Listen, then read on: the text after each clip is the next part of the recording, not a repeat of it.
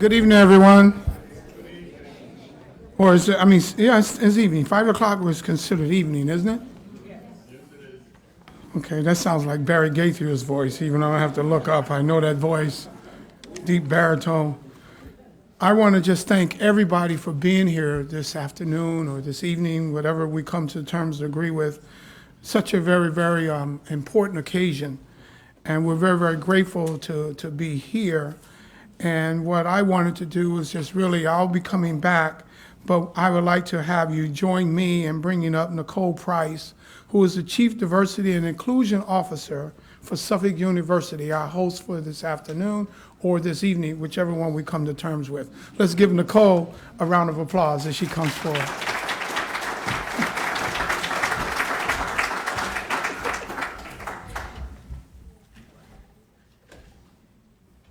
Good evening, everyone. I'm going to call it evening because after 4 o'clock, I think everything's considered evening time. And in a few months, it's going to be dark outside, so it's evening time.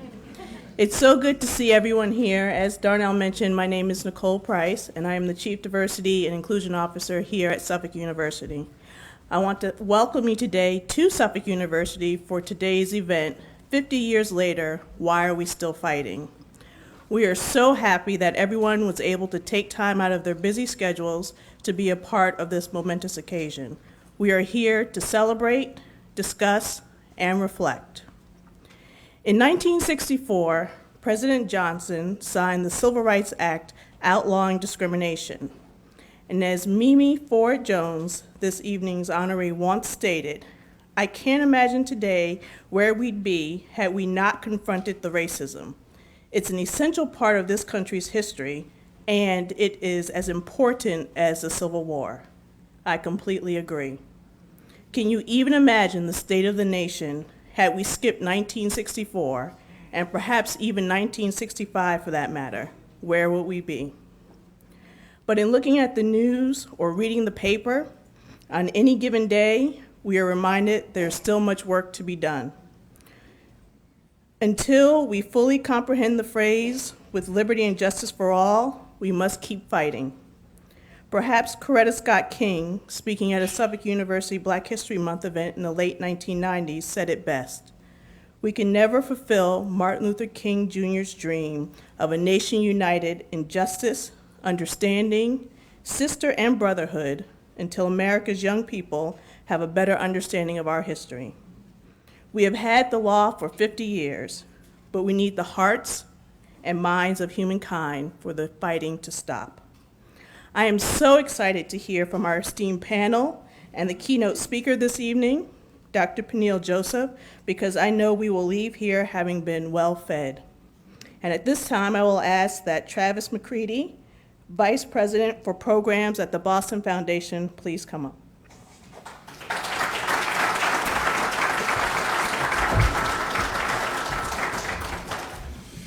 Good evening, everyone, and welcome. My name is Travis McCready. I'm the Vice President of Programs at the Boston Foundation. For those of you who do not know, TBF is a nearly $1 billion community foundation here in Boston. We've been making grants into the not-for-profit community here in Boston for nearly 100 years. We make grants in areas of education, health, economic development, arts and culture, and community development, public safety. And this evening, I was asked to welcome you to this forum on why we are still fighting, and why are we still fighting now, and introduce Darnell. But before I do that, this topic this evening for me is a cause of significant pause. It's a little disorienting. We stand here at Suffolk University, home to the first woman and first African-American dean of a law school in the United States of America. Yet on my walk here, and on most of your walk here, we walk through the downtown crossing area, and we still, in a very tactile basis, experience poverty. I stand here before you with not one but 2 degrees from higher education, yet we don't have to walk too far here in Boston, where fewer than 35% of Boston public school students that graduate do not finish college in 7 years. And of those 35%, the percentages are even more tragic for our Black and Latino young men, being at 24% and 17% respectively. And I could continue to paint for you these really disorienting contrasts that I'm sure each one of you experienced throughout the course of the day, and yet we walk by them, we walk through them, and we come here tonight and we ask ourselves, why are we still fighting? And it's that gap, it's that disparity, which is part of the reason why we're still fighting. You know, I'm probably, as you could probably tell, not 50 years old. I was not born 50 years ago, but when I was raised by my mother in New York City, my family, like most Black families at the time, came up from the South, part of the Great Migration in the 1950s and 1960s, where over 3 million American Blacks moved up to northern and western industrial centers. You know, I come from a family, and I come from a time where we still very much believed in the power of the American dream. That's what I was raised on. That's what I was brought on. That's what I was fed. That's the message that I was fed. And yet we are still fighting for the realization of that American dream today, and the context has changed. No longer is Jim Crow on the books. It's not on the books. However, we all know that your zip code in the United States of America will determine your outcomes, whether it's your economic, health, or other social outcomes. Jim Crow's not on the books. Why are we still fighting, right? So I stand here today looking forward to this evening for that food, for that wisdom, in part because this disorienting feeling is something that I probably, like most of you, live with every single day, where our colleagues or political pundits will tell you you're living in a post-racial America, but we know different. We know very different. We at the Boston Foundation, we do our best to be able to address head-on issues that are related to race and culture in the city of Boston. But the issues change, and the issues always change very rapidly. So with that, I suggest to you two things. One is, if you are feeling disoriented at all, if you are here to ask and answer this question, why are you still fighting, you're in the right room. You'll hear from some incredible individuals this evening that'll help us tackle that question. The second thing I would suggest to you is organizations and institutions like the Boston Foundation that do stand the test of time. And regardless of whether it's myself or someone else that follows me, these organizations that do stand the test of time, they are as much your ally in answering this question, why are we still fighting, as we heap upon the federal government, the state government, and the private sector. This is precisely the role of organizations like the Boston Foundation, to be engaged with you, citizens of the city of Boston, to be able to continue to tackle the problems that plague us and continue to plague us generation on generation, which is a long-winded way of saying my door is open to you. The Boston Foundation as an institution is open to you, and I believe Suffolk University is open to you in being able to tackle these issues. So with that, I turn back over to Darnell. I'm looking at you, my friend. What am I doing here? You shall decrease and I shall increase. Not anytime soon. Thank you very much.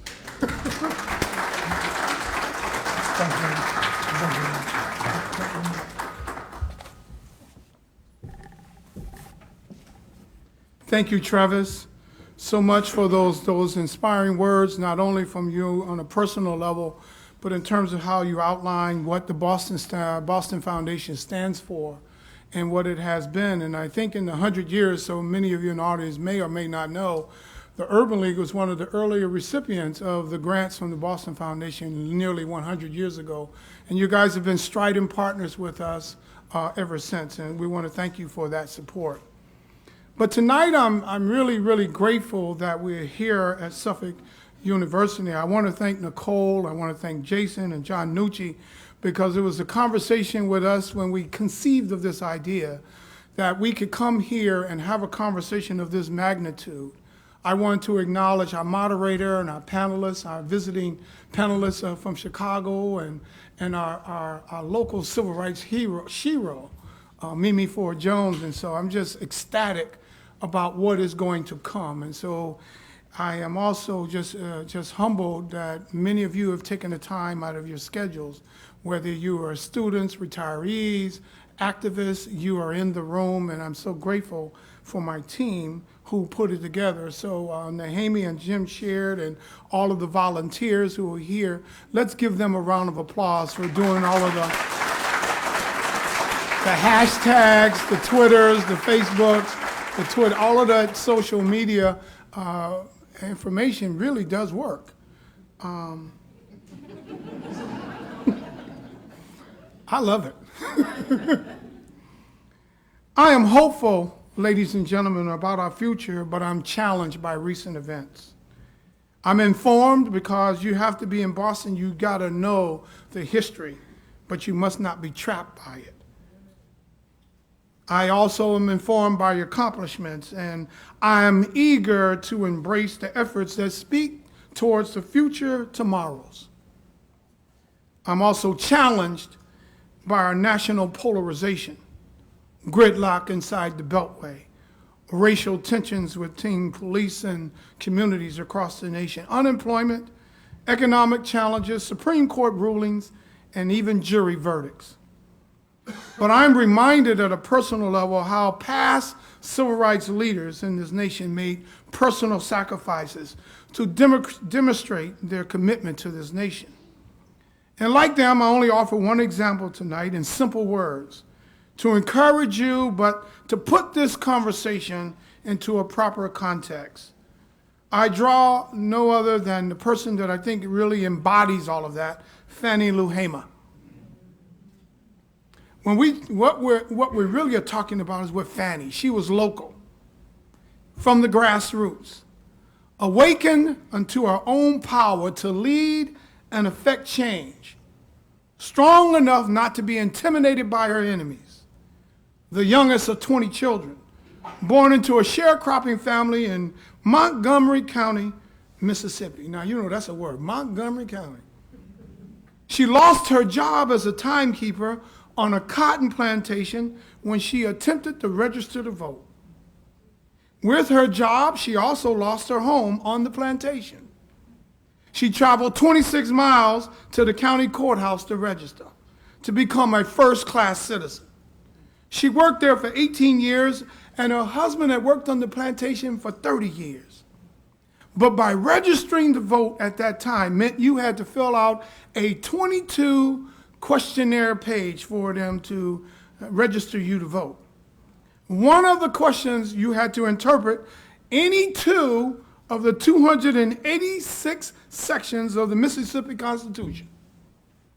Y'all grabbed all of that? And you had to do that to the satisfaction of the registrar. Now, it didn't matter that the registrar could not read or write either, but you had to do it. So lastly, the further insult was that after filling out the questionnaire, the applicants' names would be posted in the newspaper, serving notice to their creditors and to their employers that there's someone who has done something wrong. You can run, but you could not hide during those times. And so I come and fast forward and I think about what FDR said to us when he was president. The real test of our progress, FDR said, is not whether we add abundance to those who have much. It's whether we provide enough to those who have too little. These words, they speak to our collective work here and beyond. And I'm hopeful that you will leave here today more informed, better inspired, and intrepid in this noble work. Now, that word intrepid needs a little breakdown. That means that you should walk out of here brave. You need to walk out of here courageous. You need to walk out of here in a daunting fashion. You may even want to say you want to walk out of here with a little swagger in your step.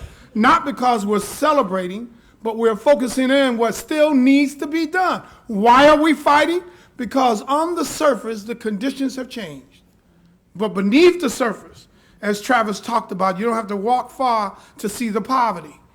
But I want to walk by and look at the poverty of spirit more so than poverty of assets and accumulation. And that's what we're in the business of feeding people's souls. Mimi and I would sit down, and they're trying to get us on the radio, Mimi, because we sat there and we were going tit for tat the way it really was 50 years ago. Nobody had to tell you who you were and where you belonged. You knew it instinctively. People had to walk around with their heads hung down, dust on their shoes, cornbread and a piece of chicken in a knapsack, trying to figure out where do I go from here. That was the life we live. And so I don't have to read a history book. What I have to do is just look down memory lane of where I've been. And so today is so important. And my job was just set the context and the four ends of the puzzle. And these panel experts are going to paint the full picture of why are we still fighting. Thank you so much for being here today.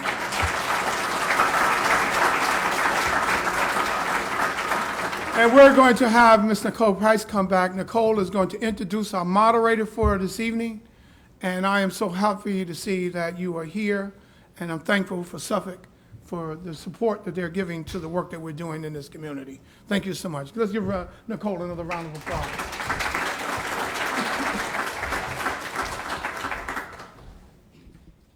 It is my distinct pleasure to introduce to you tonight Karen Holmes Ward. Karen is the Director of Public Affairs and Community Services, as well as host and executive producer of Cityline, WCVB TV's award-winning weekly magazine program, which addresses the accomplishments, concerns, and issues people of color living in Boston and its suburbs. Many notables, including Oscar winners Lupita Nyong'o, Octavia Spencer, Lou Gossett, and Denzel Washington, as well as Oscar nominees Chiwetel Ejiofor, Oprah Winfrey, and Quvenzhané Wallace, have been interviewed by Holmes Ward for Cityline. Cityline has been a recipient of the Associated Press Massachusetts, Rhode Island, Best Public Affairs Program, and numerous Emmy nominations. Holmes Ward also oversees WCVB's public service and community outreach efforts, including the station's work on Extreme Makeover, My Hometown, raising awareness about the need for affordable housing in the greater Boston area, and WCVB's first of its kind web-based initiative, Commonwealth 5. This online project promotes philanthropy by matching viewers, donors with nonprofits via the internet. Commonwealth 5 was nominated for a National Emmy Award. WCVB's community service efforts during and following the Boston Marathon attack was honored with a National Association of Broadcasters Service to Community and Television Award. A graduate of Boston University School of Public Communications, now called COM, Karen has received numerous awards for her work in the community, including the Boston JC's 10 Outstanding Young Leaders, National Association of Black Journalists Region 1 Journalist of the Year, Big Sister of Greater Boston Achievement Award, Urban League of Eastern Massachusetts President's Award, Women of Courage and Conviction Award with the Greater Boston Section National Council of Negro Women, Inc., among others. You can follow Karen on Twitter at Karen Holmes Ward. I present to you, Karen.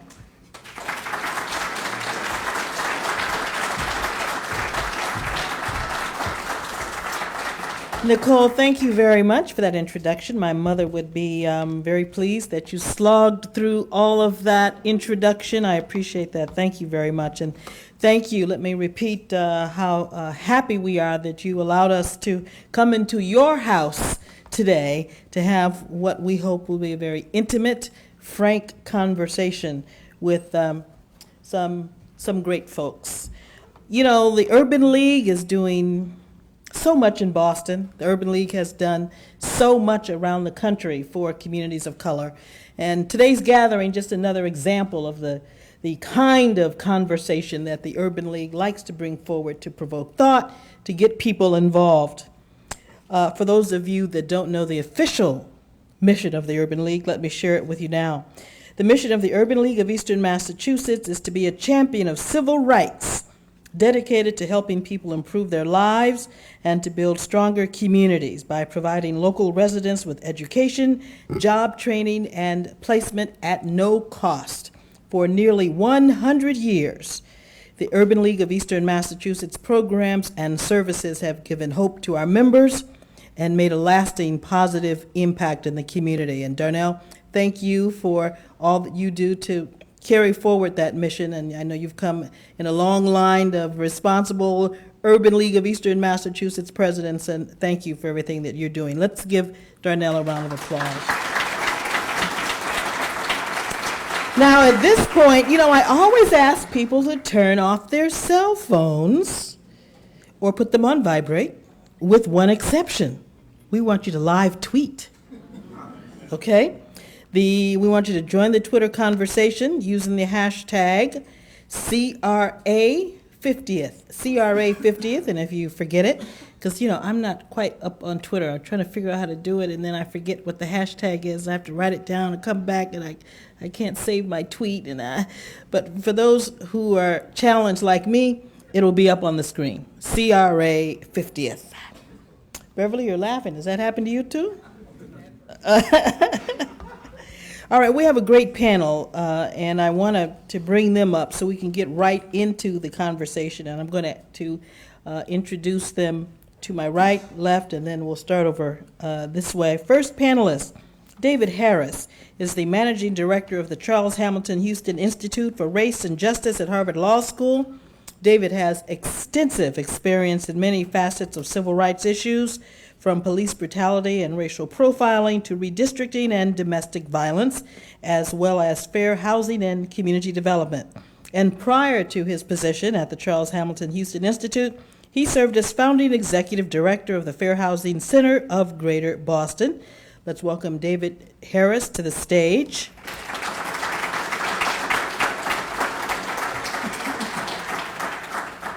Next to my immediate right will be Beverly Morgan Welch. She's the executive director of the Museum of African American History in Boston and Nantucket, with 3 national historic landmarks, 2 Black heritage trails, collections, exhibitions, and programs. She presents the powerful history of New England's 18th and 19th century Black abolitionist and entrepreneurial communities, preserving the historic sites of the museum among the nation's rarest treasures is her primary responsibility. In Boston, the African Meeting House in 1806. That building's been around since 1806.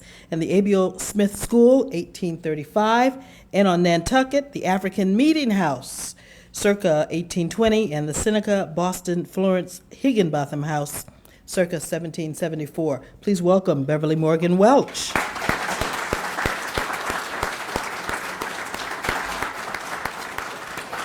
And then to my left, my far left, will be Carl Williams. He's a civil rights attorney at the American Civil Liberties Union of Massachusetts. His work focuses on issues of racial prejudice. Previously, he worked as a criminal defense attorney with the Roxbury Defenders Unit of the Committee for Public Counsel Services. Mr. Williams is a graduate of the University of Rhode Island and the University of Wisconsin Law School. A longtime resident of Boston's Roxbury neighborhood, he's been an activist and organizer on issues of war, immigrants' rights, LGBT rights, racial justice, and Palestinian self-determination. Please welcome Carl Williams to the stage.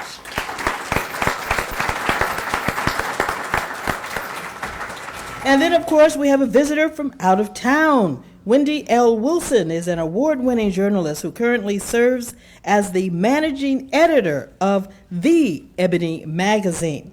In this role, she's responsible for content planning, top editing, managing the copy workflow, setting deadlines, assigning features, and directing the editorial staff. Now, she is the former managing editor of The Jet magazine and was part of the editorial team who completed the final print issue of the 63-year-old publication. What are we going to do without The Jet? Please welcome Wendy Wilson to the stage.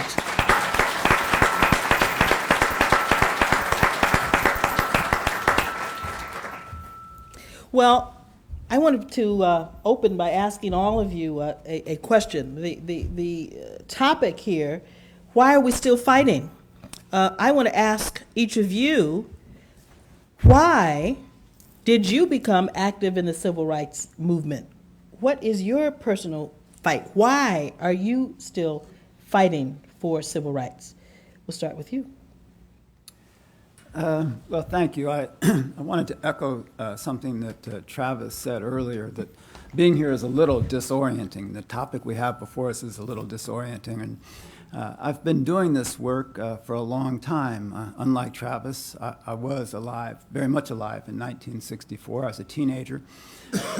And my grandfather was a Unitarian minister who in 1965 answered the call to go to Selma. Another Unitarian minister had been killed. And my grandfather came back and talked to me about that. And that conversation continues to echo for me in the work that I do. The part of it that's a little disorienting is when I started doing this work, like many people who started doing it, I certainly didn't think I'd still be doing it 40 years later. And that's a very peculiar thing. But the simple answer to why I do it is because it isn't finished. There is still much work to do. And I think we'll hear a little bit about some of the progress we've made, but I work at some place called the Charles Hamilton Houston Institute for Race and Justice. It's my sincere hope that all of you know who Charles Hamilton Houston was, but in case there are any who don't, he is the man who was the architect of Brown versus Board of Education. And Charles Hamilton Houston graduated from Harvard Law School and went to fight in World War I and came back determined to dismantle Jim Crow. And he went to some of his Harvard Law School professors and told them what he had in mind, and they told him it was too big a task. He really should find something a little bit more temperate to do. Fortunately for all of us, he didn't listen, right? And so he crafted very slowly and diligently the strategy that dismantled Jim Crow. The work I do at the Houston Institute is designed to carry on that tradition, and I look forward to talking to you and sharing a little bit more about that. Thank you. And David, not only did Charles Hamilton Houston attend Harvard, give us some context in what it was like for him at that time. Well, it's interesting. Charles Hamilton Houston was born, don't get me started, right? just a little snapshot. Yeah. Well, so he first of all, you should know that he was born in 1893. He went to high school in D.C. at what has become the Dunbar High School, but was then M Street High School. And he went to Amherst College, where he was the valedictorian of his class. He came to Harvard Law School as a young man whose father had been an attorney. And he faced incredible challenges here. He went on to become the editor of the Harvard Law Review. Unlike what some people think, that our current president was the first, it was in fact Charles Hamilton Houston. But he struggled mightily with that environment, but continued to excel, and left Harvard Law School at the top of his class, having encountered what he considered to be the first vestiges of discrimination, having come out of a largely middle-class African-American environment in D.C. and going to Amherst College in a fairly sheltered way. All right, thank you. That's a very good thumbnail sketch. Beverly, why are you fighting? Why are you still putting forth effort in this fight for civil rights? I was a child. I won't harp on that, but I was a kid. Watching television, I am reminded by some of our neighbors that we had a television set around which lots of people gathered. And so our home was a place where there was a good deal of political discussion that if you behaved well enough and were invisible enough as a child, you could hear. I am probably, among others, one of the first recipients of the opening of doors to places like Amherst College and Smith College, which is where I went. I've heard others say this before. There were classes at Smith that had one black student, 3 black students. And then suddenly, in the late 60s, primarily after these assassinations, especially of Dr. King, these colleges suddenly found that there were a lot more black people who could actually not only qualify to get in, but graduate from places like Smith and Amherst and Harvard and other places. So while I was a child in many respects in a small town in Connecticut, I spent summers, part of my summer, in Eastman, Georgia.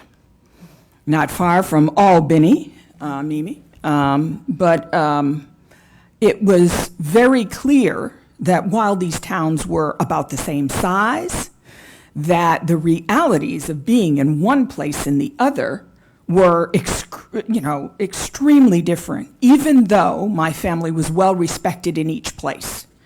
There were places that you didn't go. I mean, people that you didn't talk to. I mean, it's a very strange reality to start thinking about all of the negative messages and how our parents dealt with them. But going to Smith College, like so many of the people in the Valley, there are 5 colleges there,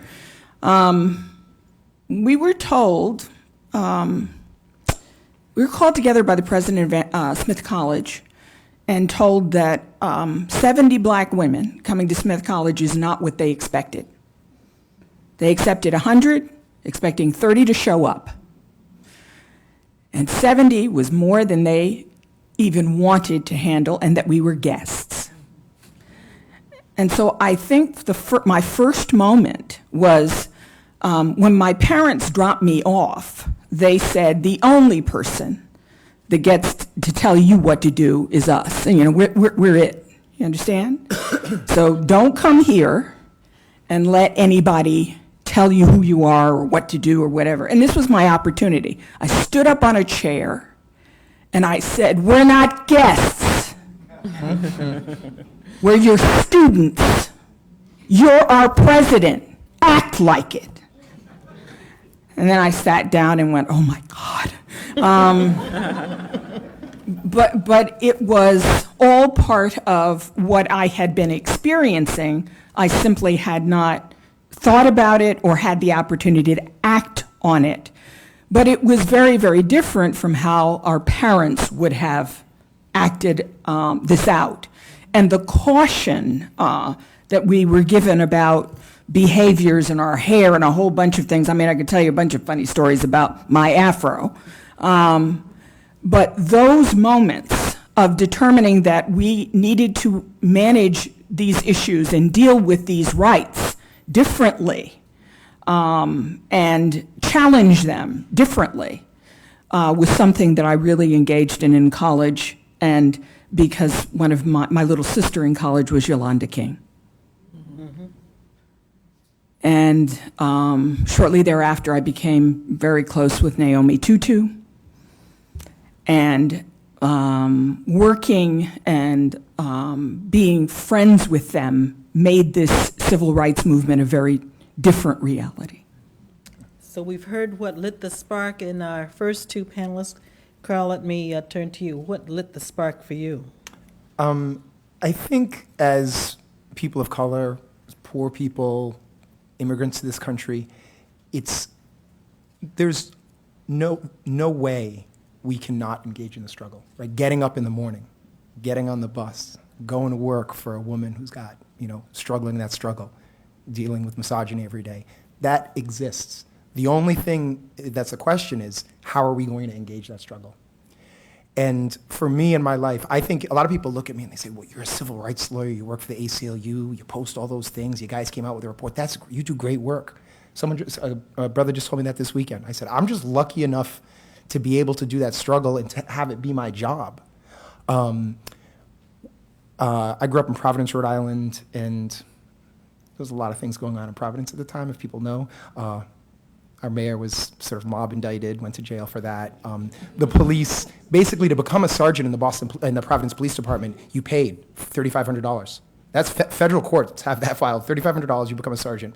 So the whole structure of, certainly of the police department, not the whole criminal justice system, was based on graft and corruption. So if you expected to get pulled over by the police and expected some kind of fair treatment in a town like that, and I'll just tell one specific story. I had just turned 18 years old. I was in the back of a police car, and a police officer opened, and someone was sitting next to me. A police officer opened the door, jumped over me, and just started punching the person sitting next to me in the face, and I'm in the middle of this. That person was my brother, my identical twin brother, who's also a lawyer today. But that kind of growing up in that kind of, and this is in the North, right? We don't do this in the North. But I'm going to give you a quote. There's a test. No one else asked you any questions, but someone said, "The struggle is my life." Someone tell me who said that. The struggle is my life. Nelson Mandela, right? So Nelson said it, and it is, right? For his whole life, he made that struggle. Different, very, very different parts of it, right? Some of it were a bit more fancy. Some of it were a lot less fancy. But I think for people who have felt, that taste of oppression, one of the things that we should feel blessed is that we get to engage in that struggle. And I really feel every day, sometimes it's hard as heck, but I feel blessed that we can engage in that struggle. And for the ACLU, every day I do work on racial justice, specifically on police practices, trying to combat mandatory minimum sentences, which put people, with minor amounts of drugs in jail for 10, 20, 30, 40 years. And try to make people be part of the American dream and feel like human beings. Thank you. Wendy, what lit the spark for you?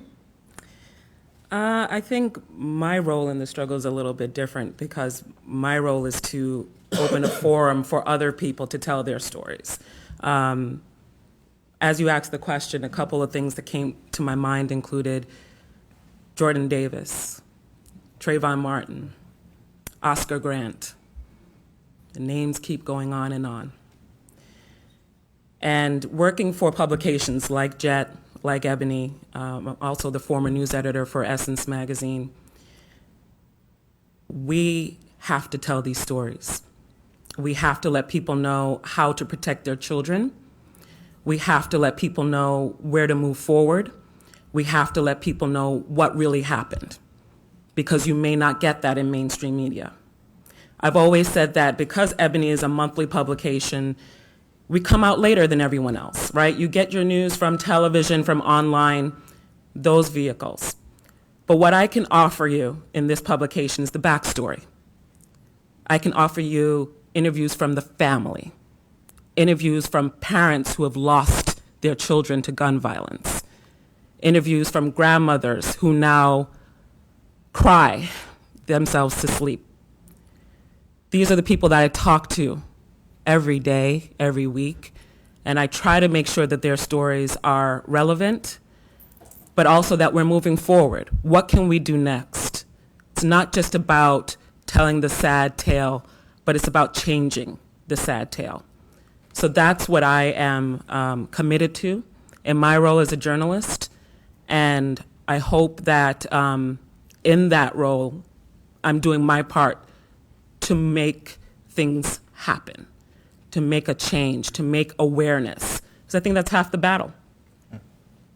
And we can't underscore the importance of Jet and Ebony and the black media in terms of chronicling our civil rights history. I think everyone remembers very well the picture of Emmett Till in Absolutely. the Jet magazine. Right. That was responsible in large part for sparking a wave of protests throughout Black America. So very much still needed that Ebony magazine on our coffee tables at home to find out what's going on. Absolutely. Emmett Till was a local story. before it went in the pages of Jet. It was something that just happened down south to a kid from Chicago. Nobody really knew about it, and it did spark a movement. So I'm hoping that, yes, Ebony does continue to be that vehicle to spark movements. Do you think the civil rights movement changed race relations in the U.S.? In what ways did it change it positively? In what, well, there's obviously a lot of obvious ways, but in what ways would you like to see change that has not come about yet? And we'll go in reverse order. Wendy? I think the biggest change that I like to see is more action from our younger generation. I've seen a lot of people be active online, and that is a great way to start because the millennials, that's where they live. They live behind a computer. And it's great to do petitions online, and it's great to have hashtags around your activism, but how do you activate that activism? You need to take a page from the old school and say, yeah, we're going to do this march, but after this march, we're going to go to this city council meeting, we're going to go to this, lawyer's office, we're going to go to the NUL, we're going to go to NAACP, we're going to keep going. Because if you stop behind the computer, another murder happens, another mom is crying, another father is wailing, and nothing changes. The biggest thing about Ferguson that's different now, I think that now that the tear gas is gone and the national media is gone, what's happening in that community?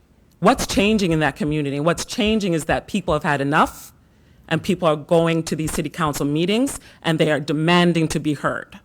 But you're not seeing that anymore because the outrage is suddenly died down. This is why black media is so important today, because we're keeping with the story. We're not letting go. Just because it doesn't, have ratings anymore doesn't mean that it's not still important.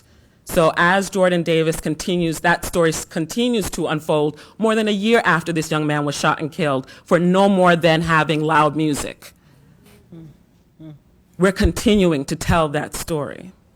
So I think it's really just getting these young people to understand that activation is so necessary with your activism. Carl, has the civil rights movement changed race relations? I think the part of that question I think I want to address is that, and one of the things I think is most important today and was important 50 years ago, is people feeling that they have the power to affect change, whether it's in the streets, in the ballot boxes, in our own culture and day-to-day lives. I think the civil rights movement, it's impossible to say no to that, right? The civil rights movement, of course, did that. We could name, everyone in this room could name half a dozen, 2 dozen people in quotes of things that, we hold with us and we hold dear. I think, the fact that many of us went to school and there were, Latino studies programs or, East Asian studies programs or African American studies programs. Some of the folks who are older in this room, when they went to school, those things that, it wasn't even a thing that you could think about. That wasn't even a concept that existed, right? But when people started to take power into their hands and say, there are things that we want. We want to go to school and we want to have these things because other people have them, and that's right. It is fair. When people get power, when people under real individual, community power and not on balance, because it's never been unbalanced in this country, but I think that is one of the things that's really changed the maybe even the scales somewhat in this country. And I think today the thing that needs to happen is we need to, for young folks, specifically folks of color, have at so many times in their life been rejected, been turned away, have said to them, you can't do that. There's a passage that everybody in this room knows in the autobiography of Malcolm X where they say, I don't think, maybe you could be a carpenter. How about that, right? And I'm sure if we went around and talked to folks in this room, somebody said that to you too. They said, somebody told you, somebody told you, and somebody told you, and someone told me. But I think we as this community here, we need to make people feel that in their personal lives, that isn't the case, and then also in their community lives, that we can struggle for more, right? That we don't have to take the kind of police oppression that the Malcolm X grassroots movement, to go back to Malcolm X, documented in a report 2 years ago. They wrote a report, and the name of the report was going to be Every 36 Hours. Right? Every 36 hours, a black person is killed by police or security forces in the United States. They had to change the name. They had a problem because they had to change the name of the report because they got so much more data than they expected of people being killed by police in this country. And instead of 36 hours, it was 28. So before you go to sleep tomorrow night, knock on wood, I hope it's not true, before you go to sleep tomorrow night, a black person in this country will be killed by police. Right? That's a fact. And so the question, I think, for our young people, for all of us, is can we do something about that? And separately, and maybe we can change it, maybe we cannot, but I think if we believe as a community that we can change that, that's all we have to do, because if we believe we can change that, we will. In the civil rights movement, when people always ask me, like, how can we do this? And I point to stories like we know and will hear and say, look, there were harder fights that people fought and they won. And we can win this one. Thank you. Let me just inject some of myself into the conversation very quickly before I pose this next question. My father grew up in Alabama. His dad was a preacher, circuit preacher, had to leave in the middle of the night, accused of doing something that he didn't do. My dad's family moved up north. My dad went to school in Cleveland, Ohio, became an attorney, got involved in the civil rights movement, NAACP, Urban League. So me growing up, I heard this in the home all the time, voting rights and, all the things associated with the movement. I went to Boston University, didn't go to an HBCU, because at the time, that was seen as progress if you go to an Eastern school, all right? Now here we are, another generation. My son is 24 years old, and I try to tell him about some of this stuff, and he looks at me like, well, but, kind of, what's wrong? I don't get it. He went to University of Barcelona for a semester and went to a predominantly white college. So my point is, as we get further and further from the obvious hurt and pain of the civil rights movement, how do we get the young people to be as passionate and involved and as vigilant as they need to and should be? Well, the museum has been engaged in exhibits and programs and courses at Bunker Hill, a course at Bunker Hill Community College called Freedom Rising, and I want to give David credit for that title. I believe it was a group of us came together to commemorate the 150th anniversary of the Civil War, the first black troops from the North, and the Emancipation Proclamation. And as we have interacted with students of who are young and older in college, they know little history. I mean, it's not necessarily possible to pick up a history book and learn the history of the civil rights movement, never mind the history of the abolitionist movement, blacks in the revolution, et cetera, et cetera. So when we talk to these students and try and talk to them about freedom rising in the nation, this parallel, this hypocrisy of coming to this nation, some of what has happened to Native Americans, Latino Americans, et cetera, and this notion of these liberties, right, and these responsibilities of this nation and building this democracy. We're talking about almost 400 years of black folks being in America. And in many ways, when I thought about today, I couldn't help but think that we're still dealing with this issue of what in the world do we do with 4 million black people who were enslaved? I mean, that was, at the Civil War and before the Civil War, what are we going to do if we let these people free? I mean, what are they going to do?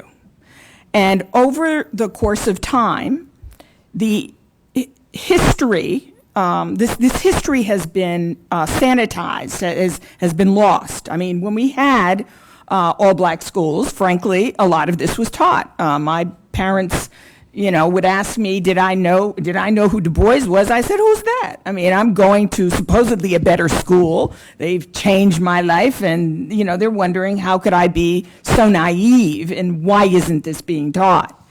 And on top of that, let me add civics to it. Civics, I don't even know if it exists in most schools, right? So, I know that this is being recorded or something, and somebody's going to say, how could she? But it feels like a conspiracy. I mean, if you stop telling people about the rights and liberties, and you stop telling them about these struggles for these rights and liberties, especially over the last 150 years, never mind all of our contributions from the beginnings that are economic, as well as political and social, et cetera, all of the ways in which blacks, women, Native Americans, Asian Americans, et cetera, have contributed, and you remove the possibility of learning about how citizenship works. I mean, what are these laws? Who makes them? What does your vote matter? You can get in a conversation with almost anybody who doesn't feel that their vote matters. And so if you don't study this history and understand these principles and how this democracy is supposed to work, and you are just pummeled with this crazy, violent, and depressing news, it is very easy to turn off. I mean, it's just, a lot of these kids just don't know what to do. And they also don't understand that these movements are extremely well organized. So if we think that just because we tweet or we talk about it, that something is going to happen, and don't understand that the Mississippi Freedom Summer is a very well detailed, planned action in a place where they know that the sheriff is going to act in a very certain way. I mean, this is all planned. It's not they happen to end up where they end up. It's not that they happen to raise the money. It's planned. And so without the understanding of that history, without understanding of who you are as a citizen or resident of this country, it is very easy to just feel overwhelmed and not know how to react or act on behalf of yourselves in a group or as an individual in this society. David, what can we do to educate this generation about the importance of the Civil Rights Act, the Civil Rights Movement, and empower them to continue to fight the fight? So I'm going to steal a little bit of my answer to the last question and apply it to this one as well. And how many of you people have ever seen the show Race, the Power of an Illusion? Anybody seen that? Well, for those of you who haven't, there's this very powerful scene in it where three young black kids are standing next to a very tall wall. That's a wall in Detroit that was built to separate black from white communities so that the people on the white side could get mortgages for their homes and to prove that they were separated from the folks on the black side. In that picture, the three young kids were holding white dolls. Right? So if you ask the question, what's changed? The wall has come down, right? That wall isn't there anymore, but our communities remain separated, and the great trick of American society has been maintaining that wall without its physical presence. So when Darnell talks about, talks about kind of the geography, where you're born, determining what your chances are, that's done without the walls. So one of the things I think there's been I can only echo what others have said about young people. So I think it's critical for us to be able to find a way to speak to their experience. And when I spoke earlier about Charles Hamilton Houston trying to dismantle Jim Crow, most of us know and understand this term, the new Jim Crow. I think our communities are being ravaged by incarceration. Our young people understand what's happening to them in that respect, and we need to be able to talk to them and understand what matters to them. So, for instance, we hear a lot about, and I'm going to go into the work that I actually do, we hear a lot about the cost of the death penalty. We do at our institute work on the death penalty. How many people know what's the most determining factor about whether or not a death sentence will occur? Anybody? Your zip code. White, thank you. Caucasian. That's very delicately put. The race of the victim. If the victim is white, it is far more likely that the death penalty will be imposed. So, at the same time, what happens to entire communities of color? So we in this country live in a situation in which we spend exorbitant amounts of resources vindicating the rights of a very small number of white victims while entire communities of color go unserved, right? To me, that raises a question, an ethical question for us as a society. What kind of society are we that chooses to distribute our resources this way? Well, the simple and unfortunate answer to that question is we don't choose. Someone chooses for us, all right? And the critical thing for us to do is to make sure that we, and especially our young people, are informed enough to demand a different set of choices, all right? And the fact of the matter is that we have to be able to communicate. We have to use the resources. We have to go where they are and let them know, right, that we have the information. And it's true. When I listen, I have to say, I spent a lot of time thinking about today, and I'm haunted when I say I've been doing this for almost 40 years. And when I hear young people say, you old folks are just a little bit too comfortable, right? You know, there is a lesson there. I mean, I think we have access, right? The fact of the matter is that access came from people on the street, from people putting themselves out there, not from meetings behind closed doors, not from meetings in corporate headquarters, right? Right? So we need to find ways to encourage and be supportive of our young people and their anger. Right? That anger is real. And I'm not saying I'm not advocating violent activity or anything. I'm saying we need to understand that anger and help channel that anger in directions that can force and demand change. So I'm not sure if I actually answered your question or not, but It's a good answer. I want to open the some questions from the audience before we introduce our keynote speaker. Does anyone have a question they'd like to pose? All the way over, please tell us your name and speak up. We have a mic.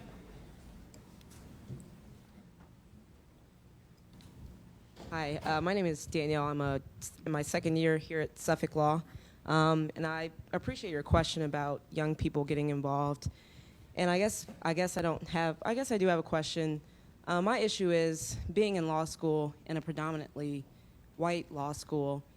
It's hard to kind of find the connection between being black and, I guess, not showing your blackness too much because you don't want to be perceived as, oh, you're that girl that's always talking about the black stuff and that sort of thing. So I guess my question is, I'm doing what I'm supposed to do in terms of education, trying to get educated and learn more about black people, but I guess it's how do you balance that without, I guess, starting a ruckus, I guess. Not that, No, that's a very good question. sometimes you got to start a ruckus, you know. I mean, I think I'm embracing my hair. I'm a dreadhead for life, but I mean, but- that's like, How does she connect with the people with which to manage and promote the ruckus? Because they might not all be here at Suffolk. Anybody have a thought?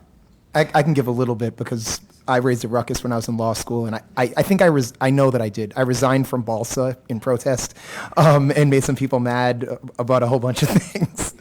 But if you're a person of color and you go through law school and you didn't raise a little bit of a ruckus, you're either going to have some kind of breakdown. So I think you sort of need to do that. You can get in touch with us. There's a whole bunch of folks organizing in communities in Boston, so we can talk. I'm sure some other folks up here can talk, and that are doing things in communities of. I don't know if are you from Boston? Makes it harder, right? Because you're outside of your community, but yeah. Yeah, you can get involved with Roxbury Defenders. You could do some volunteer work with the Mass Black Lawyers Association. You can get involved with the Boston Lawyers Group, ACLU. There are several organizations you could volunteer, and I'm sure they would benefit from and want your legal expertise and your young passion. Can I give you a quote from Charles Hamilton Houston that was, I think, incredibly wise? He said, "A lawyer is either a social engineer or a parasite." And I think if you hold that in your head, it will tell you which way to go. I will also say to you that color blindness, which is which is the alternative, is a dysfunction.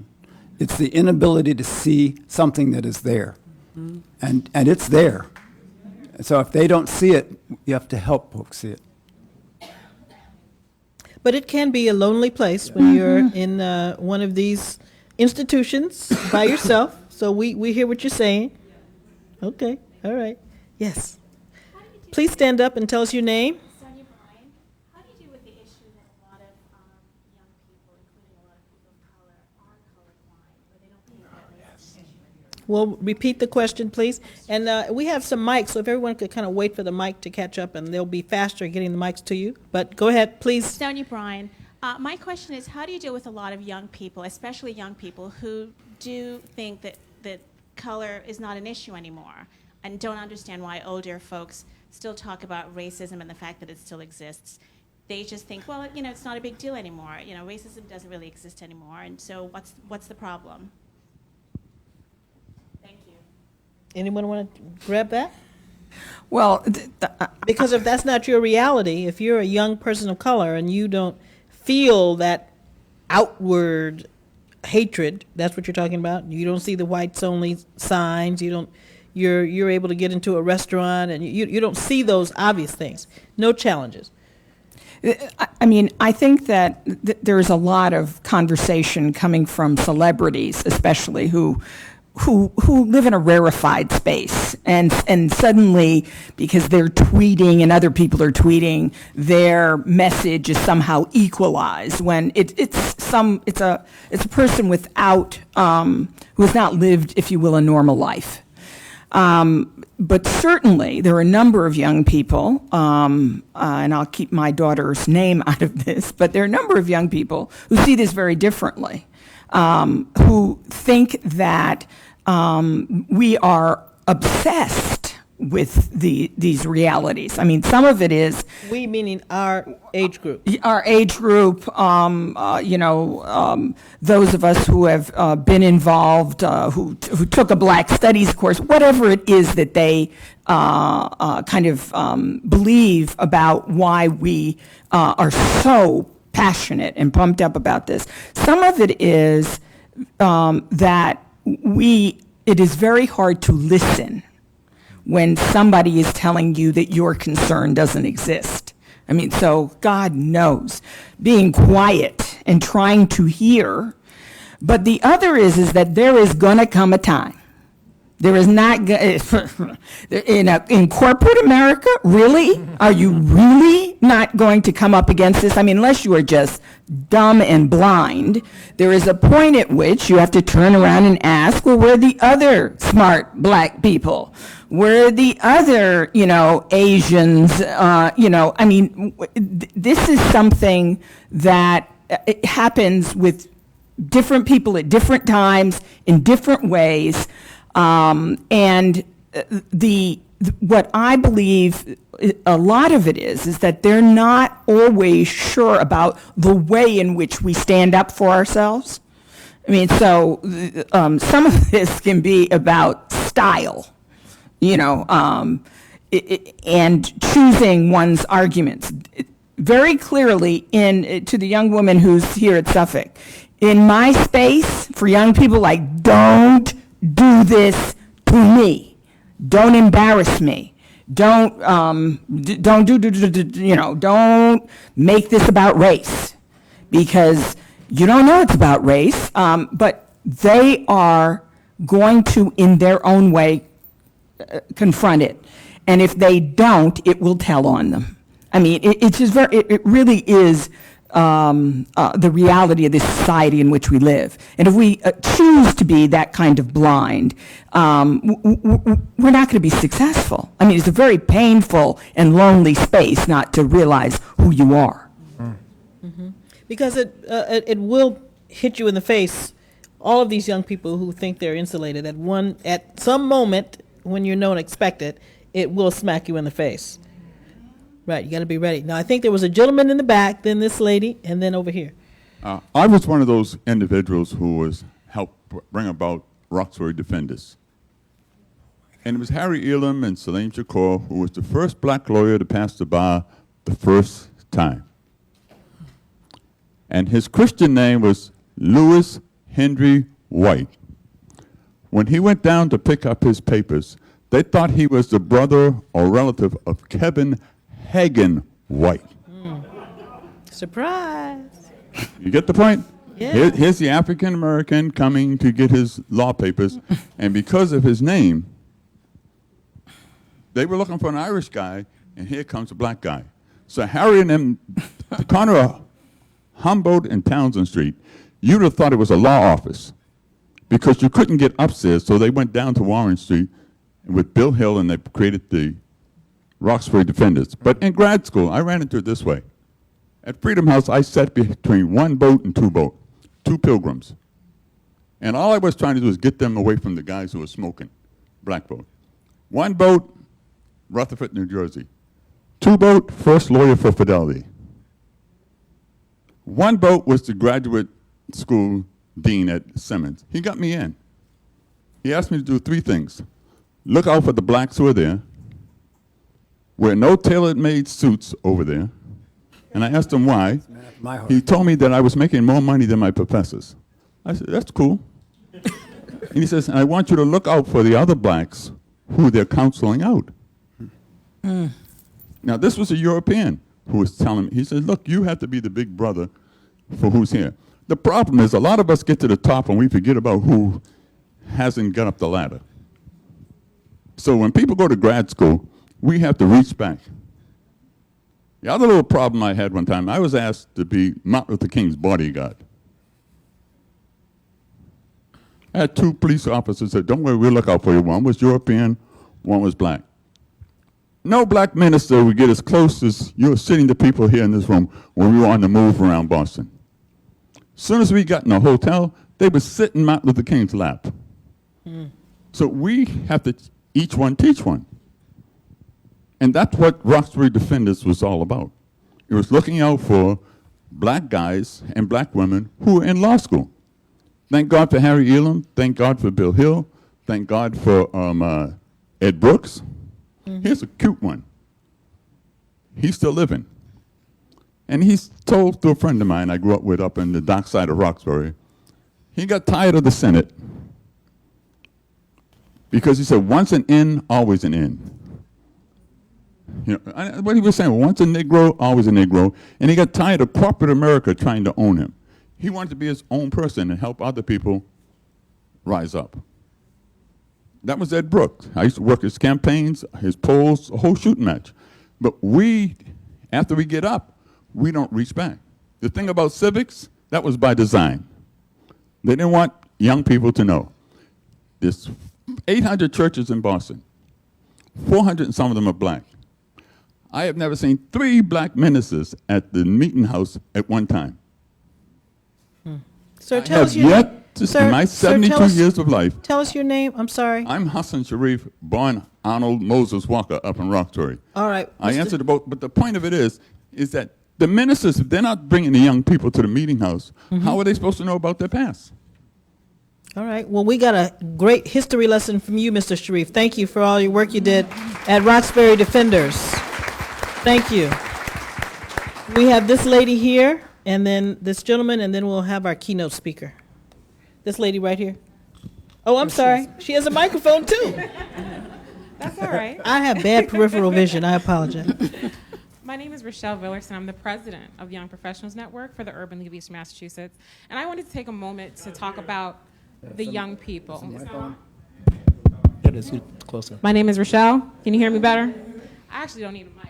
My name is Rochelle. And I'm the president of the Young Professionals Network from the Urban League of Eastern Massachusetts. And I wanted to take a moment to talk about young people. This conversation is really fortuitous in the fact that we are discussing the same topic at our conference that's happening November 15th at UMass Boston. And I hope everybody here will take the time to learn about the conference and come see me to attend. But what I wanted to talk about was what Mr. David talked about and Ms. Barber talked about in terms of young people not being part of, well, what the topic that was discussed about young people not being part of the discussion or not taking up the next step. And what I want to say is that I don't think it's necessarily that we're not taking the next step. It's that we try to take the next step, but sometimes we're pushed back from the older generation. And it's because you don't do it that way, or you don't have to do it, or you should do it the way that we did it, or you should do it, you should have been there when we were there. And so we have a different way of approaching problems. We have a different way of approaching solutions as well. And I do think that part of the solution is to be in those boardrooms, and it's to be in those situations where we can affect change from the inside. Because nowadays, affecting change from the outside, it's not necessarily working anymore, because people aren't really with it in terms of the young generation, the millennials and the Xers. So I definitely wanted to make a point and say that what can the older generation do to encourage the younger generation to say, you know what, that's not the way that we did it, but let's learn how you're doing it, and we can inject our advice and our expertise into that. So one of the things that I wanted to say is the question was asked about those persons who don't think there's a problem. So that's a subset of young people. It's not all young people by any stretch of the imagination. I think that you're absolutely right. I mean, it is the misfortune of the older generation to always be trying to tell somebody what they ought to do the way, they did it, as if that's workable. And trust me, when you have children, you'll do it too. It's an occupational hazard. The idea of really listening, I mean, like, time, I think, in many ways has shrunk. I mean, we are not having conversations. And as a result of, I work really hard at texting and being witty. Not too much, just enough, not too needy, not too clear about, I see that as totally racial, why don't you? Trying to have a continuing open dialogue. And I think that you're absolutely right. The notion that we don't show up, it's something that's for young people. We just did a program on the revolution will be online. Showing up for that is as well, to just have a conversation with bloggers, because many of us have never read a blog. We cannot talk about what young people are doing and not find out what young people are doing. It's just a ridiculous thing, and we resented it when we were being told, that we should do it the way our parents did it. So, right on. And it's nothing against you personally. It's a generational thing too. But we get you. This lady has a question, and we'll let our panelists on this side tack. Piggybacks on the previous question, but even more importantly, tell us your name. My name is Consuela Green. And so I'm the mother of a 22-year-old and an 18-year-old African-American boys here in the city, and they too, until they got older. So I would say in their teenage years, they were totally just like, oh, Mom, you make everything about being black. until they now have interfaced and had to face their blackness. But when that happened, there haven't been a lot of opportunities, both intergenerationally and within their sort of community and networks of young people, to really deal with the trauma of what happens when you face that.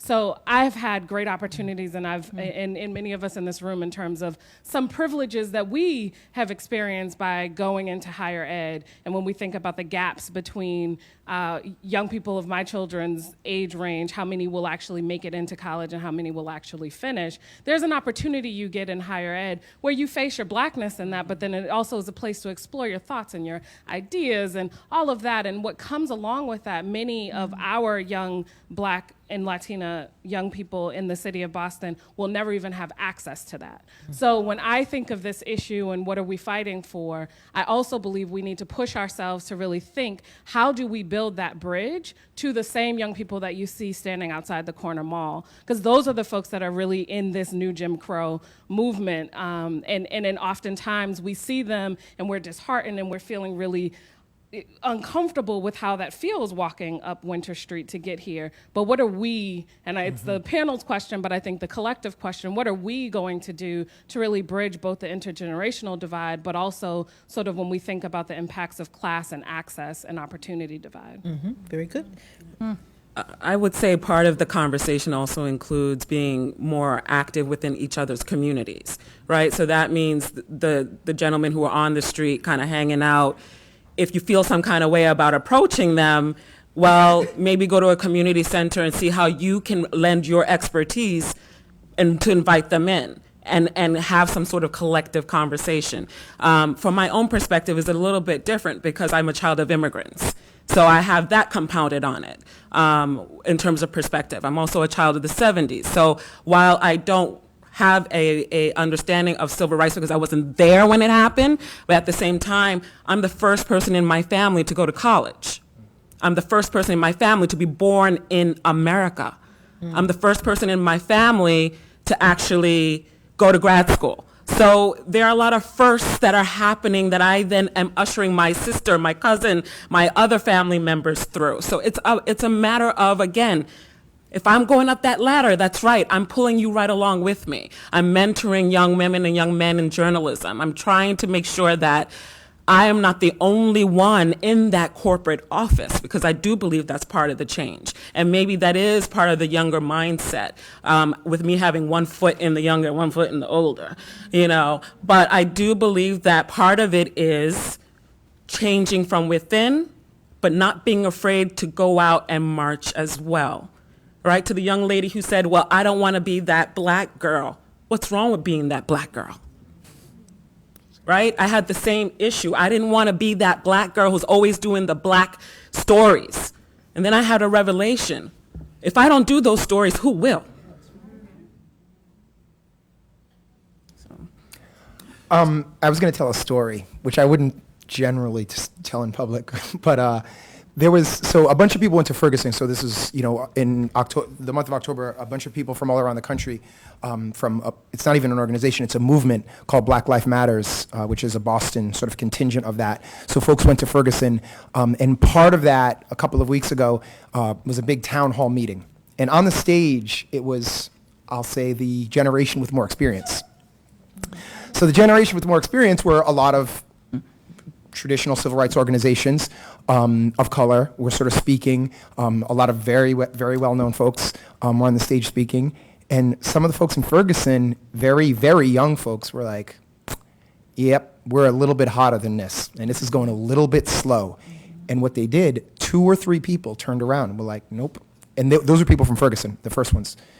And then some people went and said, what are you doing? And other young folks from around the country, they said, well, look, we want to go do stuff now, hot. We're not waiting. And this is slow. And people joined them.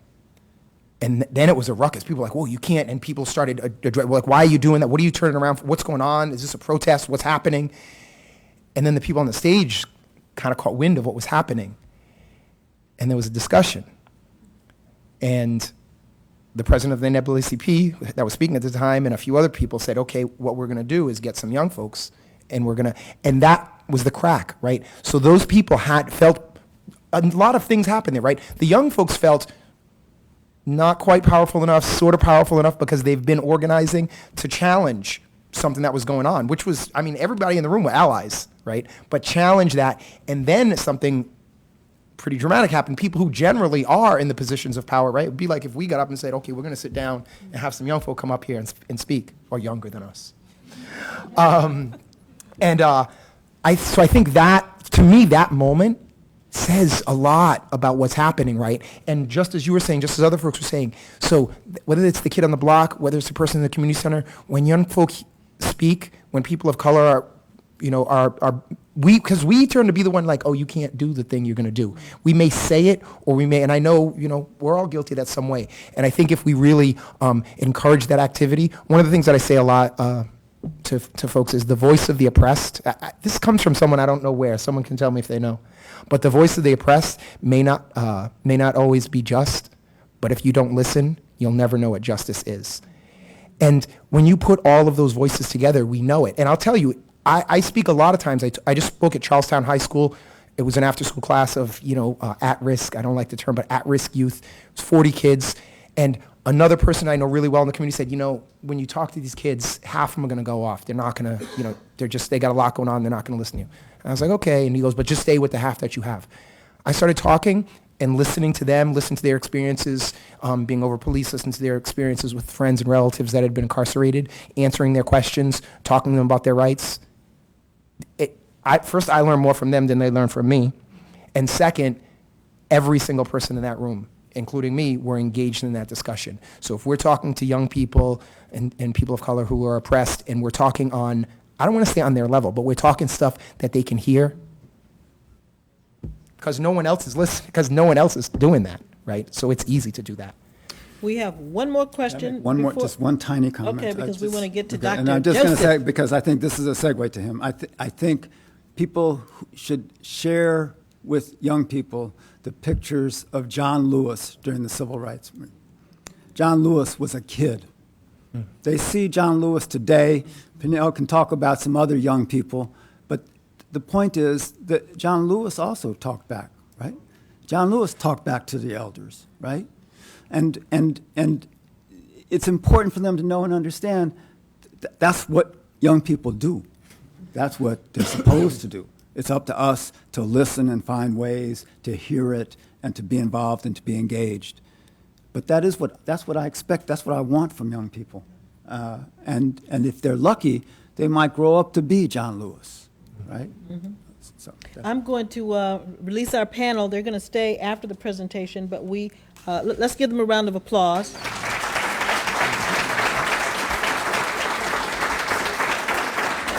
And as they're making their way back to their seats, I would like to introduce our keynote speaker. This gentleman is quite something. Dr. Peniel Joseph is a professor of history and the founding director of the Center for the Study of Race and Democracy at Tufts University. He's an alumnus Caperton Fellow at Harvard University's Hutchins Center.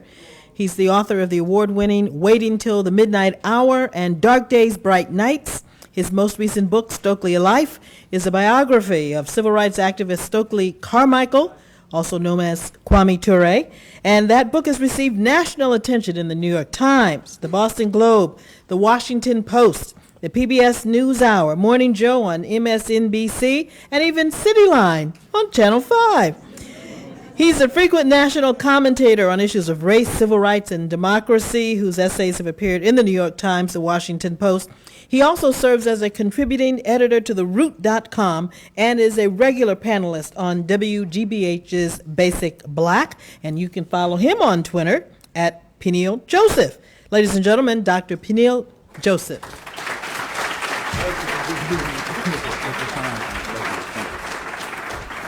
Okay, thank you so much, Karen, for that lovely introduction. First, let me thank the Urban League for inviting me to speak here today. And let me thank my fellow panelists as well, because that panel really got me excited about what I want to talk about here today, because I plan to talk about black equality in the age of Ferguson, in the age of Obama, in the age of mass incarceration and the new Jim Crow, but also this idea of a generational divide in the black community. Because, You were touching upon it. Other people were as well. I think the first thing that we have to talk about is really, it's 2014, and this is 50 years after the passage of the 1964 Civil Rights Act. But where are we today, both as a country and as a community? And I think one of the things that we haven't done, and Cornel West, who I first met when I was 20 years old, his latest work, Prophetic Fire, really reminds us of that. It's a cri de coeur, it's a cry of the heart that talks about, he calls it a black prophetic tradition. I call it the black liberation movement, right? And it reminds us of the ability to speak truth to power. And that's something that we really haven't done in the age of Obama. The age of Ferguson stands alongside of that age of Obama. And Carl was just talking about the young people in Ferguson, and that anger that we saw in Ferguson, that passion that we saw in Ferguson, what that did was give the lie to the idea that racial equality and the struggle for black equality is really alive and well in our time. That's what it did. What Ferguson did is really give the lie to the idea that we don't have not just a new Jim Crow vis-a-vis mass incarceration, but a new Jim Crow vis-a-vis public school education, residential segregation, our healthcare system, the amount of black babies who are dying, the amount of black girls who are missing right now in the United States, the amount of sexual abuse and degradation and rape and domestic violence that black women experience on the day-to-day, the lack of access that our black LGBT sisters and brothers have in terms of AIDS and HIV prevention right now in 2014, right? The amount of political prisoners that we still have going back to the 1960s and 70s, including Black Panthers and others who are right now in prison for things that they did not do in the United States of America. We don't talk about these things. What we've wanted to talk about is black success. The black sociologist Monique Morris has the new book out, Black Stats, which gives us a clear social, economic, and empirical numbers of where we're at. 43.2 million black Americans, only 10% make $100,000 a year or more. 28% live below the poverty line. 40% of our black children live below the poverty line. We are represented in substantial ways in corporate America at a number of 2%. So what we have to remember is that I agree with you that, yes, we need to be in those boardrooms. But we have to understand we are not getting into those boardrooms because there's a larger structural problem in the United States of America. And this is what Fannie Lou Hamer knew. This is what Ella Baker, what Martin Luther King Jr., what Malcolm X knew. They had a critique of larger social and political forces that were doing what? They were exacerbating inequality. So you can look at the United States in two ways. You can say that slavery was an aberration.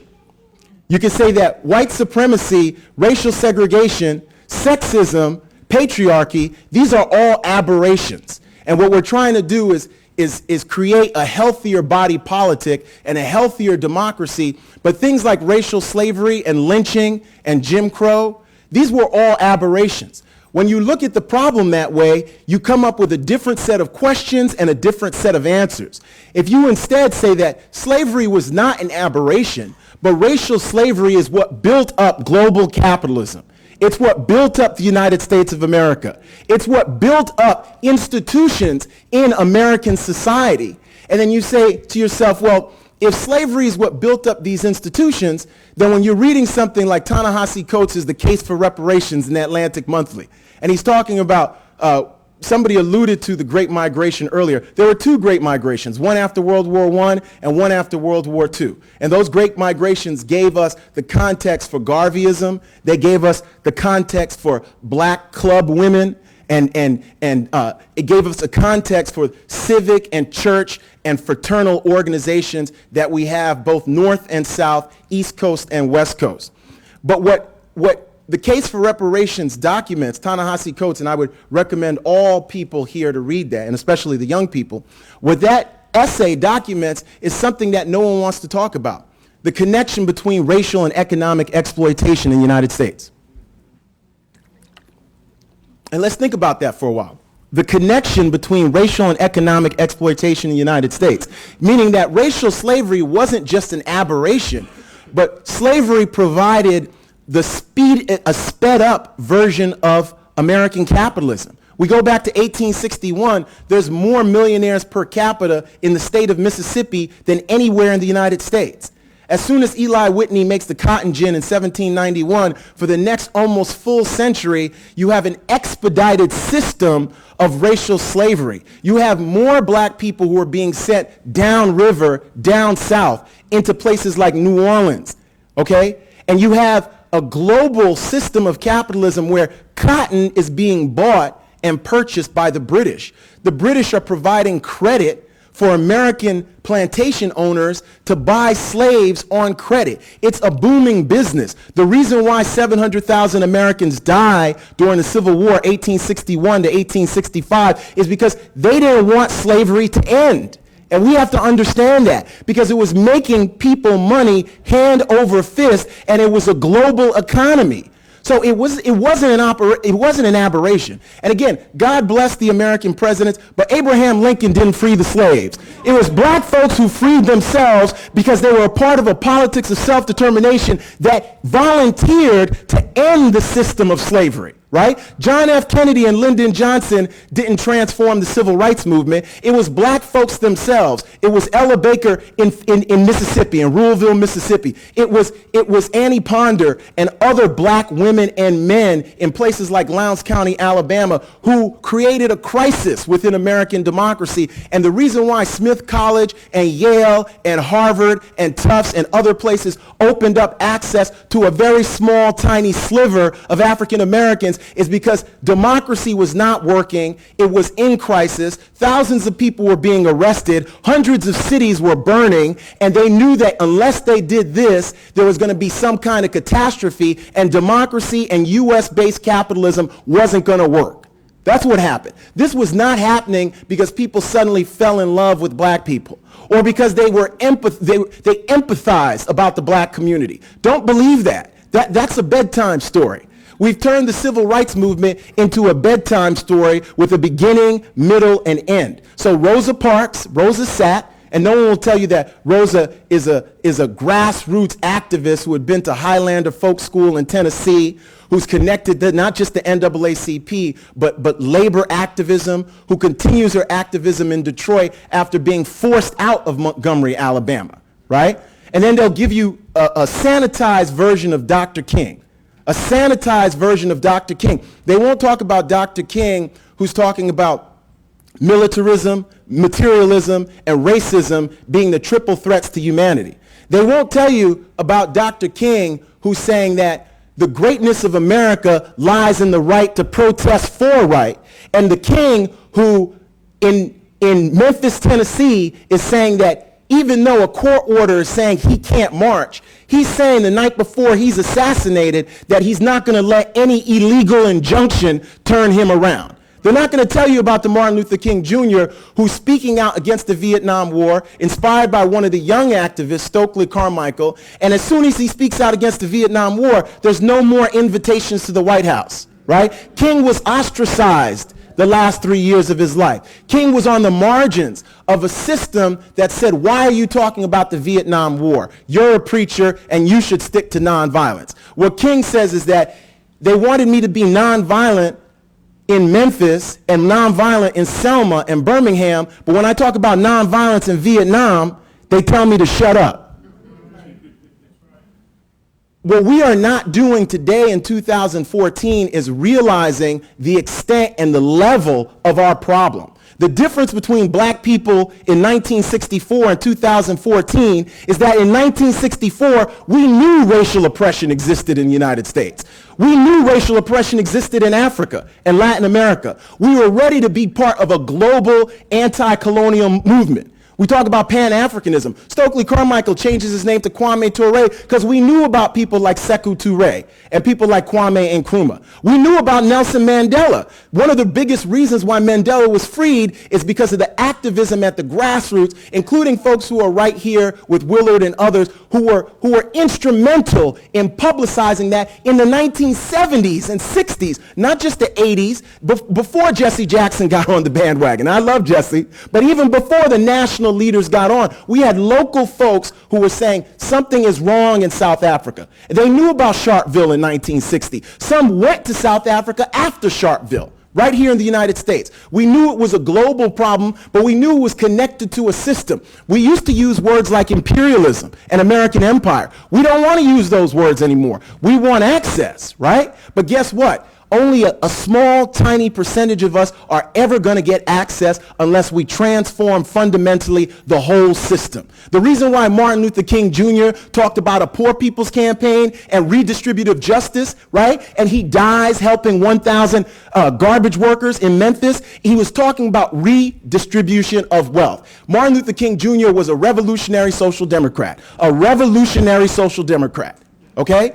The reason why we don't want to even say war on poverty in 2014 is because we've turned into an oligarchy, right? We are controlled by a tiny few. And it's not a conspiracy. We can see it in the front page of the New York Times. We see it with the Supreme Court and the Citizens United when anybody can give money to a domestic election. And people are saying, this is constitutional? This is a democracy? Right? We see it in a criminal injustice system that targets black and brown folks nationally, regionally, and locally. ACLU has done a brilliant job with the raw data that the police department was giving them, right? It's only up until 2010 because it's like pulling teeth to get the BPD to cooperate. And with that raw data, over 200,000 stops, we're only 24% in the city, 63% stop rate, right? These are the leading, most pressing issues of our time. And if that stop rate was the same rate for whites, it would be a catastrophe locally. But since it's young black men and women being stopped, no one is saying or doing anything except activists and the lawyers and the skilled people who are protesting and really speaking truth to power in a political context where no one wants us to speak truth to power. Okay? So, and is everybody still with me? Because I don't want to take up too much of your time. When we think about where we are today and what we need to be fighting for, we're not just fighting for things like public school education and health care. We're not just fighting for employment and ending teenage unemployment that's at 40, 50, 60% in some neighborhoods. We're fighting to reimagine American society and American democracy, but it begins with telling a new story of how we got to this point. Because what we've done is this. We've said that Barack Obama's election was enough. We've become co-conspirators in this idea that if we could have elected this black man and his beautiful black family, then the debt was paid. That's our reparations. Barack, Michelle, Sasha, Malia. And they are brilliant and they are beautiful. It's not enough. They are brilliant, they're beautiful, they've done tremendously good things, but it's not enough. The only way things are going to transform in the United States is through radical social protest, right? And community organizing, but not community organizing that's just talking about piecemeal change. It's community organizing that's saying public policy has to be in lockstep with social and political transformation. We've got Mimi Jones and the Albany Movement and SNCC, Student Nonviolent Coordinating Committee, and Mimi can talk about this. What SNCC did, and Harry Belafonte calls SNCC, Student Nonviolent Coordinating Committee, the shock troops of American democracy. SNCC grows out of the February 1st, 1960 sit-in movement. That sit-in movement, what Ella Baker told them at the Easter weekend conference at Shaw University, April 15th to the 17th, 1960, was that they were fighting for more than just a hamburger. That's what she said. She said this was about radical democracy, right? When James Baldwin is asked about the young students, he says those students are not just fighting to sip tasteless cups of coffee at sleazy lunch counters in the South. And that's Baldwin because he's always telling the truth, right? When Fannie Lou Hamer in August of 1964 does her live Credentials Committee testimony, and she says, "Is this America?" Fannie Lou Hamer, last of 20 children, Ruleville, Mississippi, 1964, when she shames the President of the United States. And she shames this nation by saying she was beaten and persecuted in Winona, Mississippi in 1964. And she says, "Is this America where we are beaten because we want to live like decent human beings?" Fannie Lou Hamer is talking about more than just the right to vote. She's saying that there's something fundamentally wrong with the United States of America, and she's willing to speak truth to power. She's willing to say that there's something fundamentally wrong, but she's still going to struggle, right? She's still going to tell the truth. You know what Lyndon Johnson does when she's telling the truth? He calls a press conference. He can't believe it. The President of the United States is out of his mind because Fannie Lou Hamer is leading a delegation of 68 delegates for the Mississippi Freedom Democratic Party. They're trying to end the tyranny of white supremacy in Mississippi, and they are crushed by Lyndon Johnson, the President of the United States. No one wants to say that. No one wants to admit the truth, right? That a U.S. president actually crushes democracy at the Democratic National Convention in Atlantic City in the summer of 1964. No one wants to say that happened. It did happen. And understanding that happened is key to how we live and how we're going to organize now. Because the whole idea that somehow the United States of America was on the side of the civil rights movement is not true. We had some allies, and in Freedom Summer, we had a lot of white allies. We had white and Jewish brothers and sisters who came down to Mississippi. Guess what? They were a minority. They were a minority. So their service should always be recognized, but we have to understand that this was not the status quo. Most people did not love Martin Luther King Jr., let alone Malcolm X. Most people did not want to listen to Fannie Lou Hamer. And even though the president interrupts her live Credentials Committee testimony, over the next 48 hours, they play it on television, and that's why it becomes so iconic, right? So when we fast forward to Barack Obama running for president in 2008, they asked him why was he running. He said the fierce urgency of now. He was quoting from Martin Luther King Jr., but presidents are not prophets. Presidents are not social movement leaders. So when we look at King and Lyndon Johnson, or King and Kennedy, or Frederick Douglass and Abraham Lincoln, Obama is not the social movement leader. He's the President of the United States. It's social movements that pushed presidents to do ethical and morally right things. The reason why John F. Kennedy came live on television June 11th, 1963, and said the civil rights movement was a moral movement. It was as clear as the Constitution and as old as the Scripture that citizenship had to be fully embodied by all Americans and not just white Americans. The reason he does that is not because Kennedy is somehow moved and inspired. It's because there's over 15,000 arrests that summer. It's because he says, you can Google that speech and you can see it live. He says there's a revolution happening right now, and that revolution can be violent or peaceful. This is John F. Kennedy. And a few hours after he speaks, Medgar Evers is assassinated.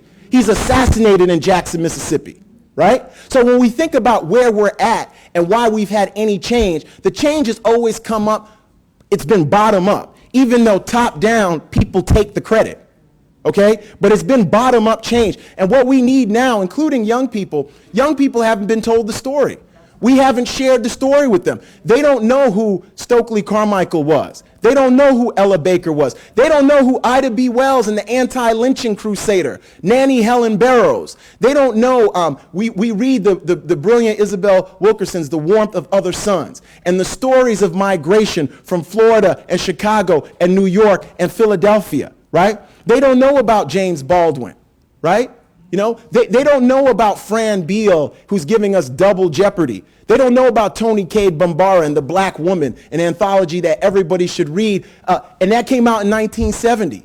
And it's still as relevant now as in 1970. They don't know the story. So unless we tell them the story, and we also, you know, within the black community and within the progressive community, we can also agree to disagree. We've got to tell them about revolutionaries. We've got to tell them about moderates, about liberals, about feminists, about socialists. We've got to give them the whole spectrum. Pan-Africanists, We've got to give them the people who are pro-capitalist and the people who've got a critique of capitalism. We've got to give them that whole story. And once they have that whole story, they're going to take it and they're going to run with it. Some of them have gotten part of the story, and they're in Ferguson trying to organize, right? But they don't have a complete understanding of what's going on, right? And for those of us who, I'm gonna close by talking about for those of us who've gotten some access, right? And it's really not even a talented 10%.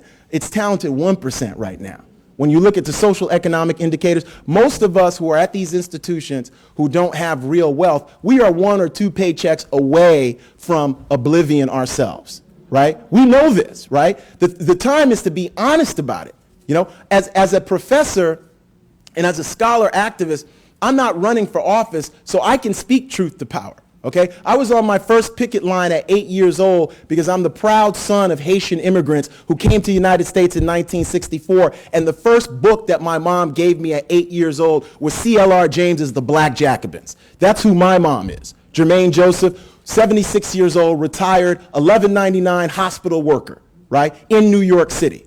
So what we need to do, whether it's your sons or your daughters or your nieces or your nephews or people who are just volunteering, we need to tell them the story. So yes, share with them Michelle Alexander's The New Jim Crow, but we also have to share with them the poetry of Sonia Sanchez.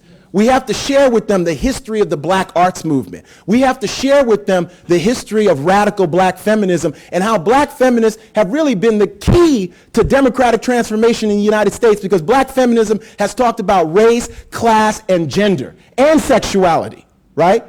We have to tell them about the story of the Black Panther Party. We have to tell them about Malcolm X, because people talk about Malcolm right now, but let me say something about Malcolm X. Malcolm X is one of the most important revolutionary figures that the world has ever produced, right? And the reason why they have to know about Malcolm X is Malcolm X talked about both political self-determination, and he criticized American imperialism and empire. He was talking about the Vietnam War in 1964 in The Ballad or the Bullet.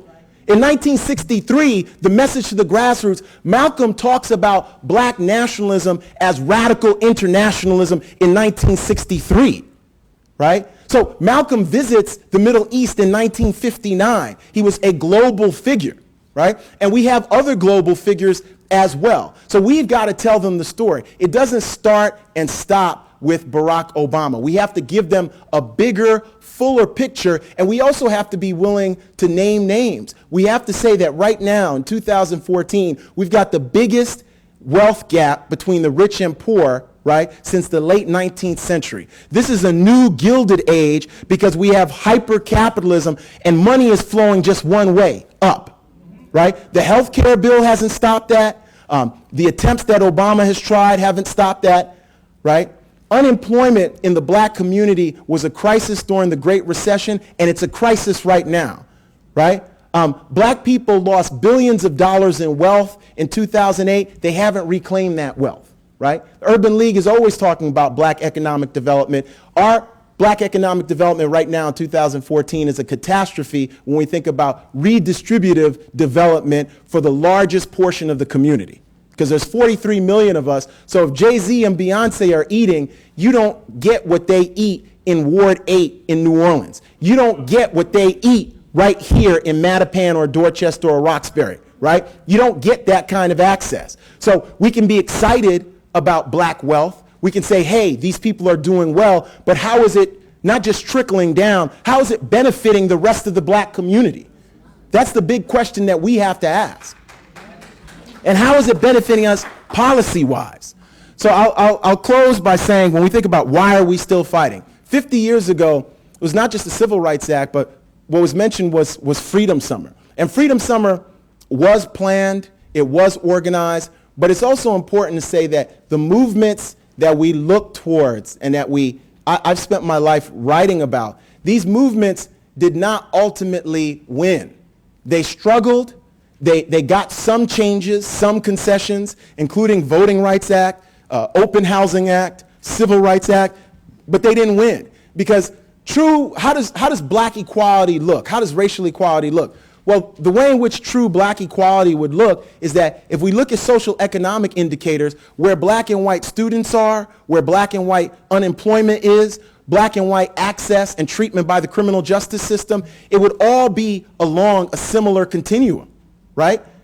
Right? That wouldn't end capitalist inequality. It wouldn't end complete economic inequality, but it would certainly transform a community of 43 million right now in a drastic and profound way, right? We are, in some instances, no closer to black equality now than 50 years ago, right? We have more people in prison now than 50 years ago, okay? We have a catastrophe with young black boys not achieving third grade reading level at the age of 8. And the Obama administration, my brother's keeper, that's nice, but it's philanthropy. It's not policy. It's philanthropy and not policy. We need muscular policy to try to transform the situation that black people are living in 2014. And the onus is on us. The onus is on the people who are active, the people who've had the opportunity and the privilege access to read, to write, to struggle, to demonstrate. So when we think about where we're at and why are we still fighting, we are fighting for the next generation. We are fighting for our children. We are fighting for our grandchildren. But Martin Luther King Jr. has talked about fighting to redeem the soul of America in the 1960s. We are fighting to redeem the soul of not just this nation, but the entire world. Because as this nation goes, so goes the world. If the United States is convinced that perpetual war is the answer to the world's problem, the whole world is in perpetual warfare. We need a strong peace movement. We need a women's movement. We need a black liberation movement right here, right now in the United States. Certainly Latinos, certainly Asian Americans, certainly Native Americans, certainly LGBT, and all progressive people. But what we first have to do is speak truth to power and say the way in which we're living right now, not only is it politically backwards, it is morally wrong how we are living right here, right now in the United States. And it is bankrupt to keep talking about Martin Luther King Jr., to have a King Memorial in D.C. and a King holiday, even as the country policy-wise has rejected every single facet of what Martin Luther King Jr. stood for.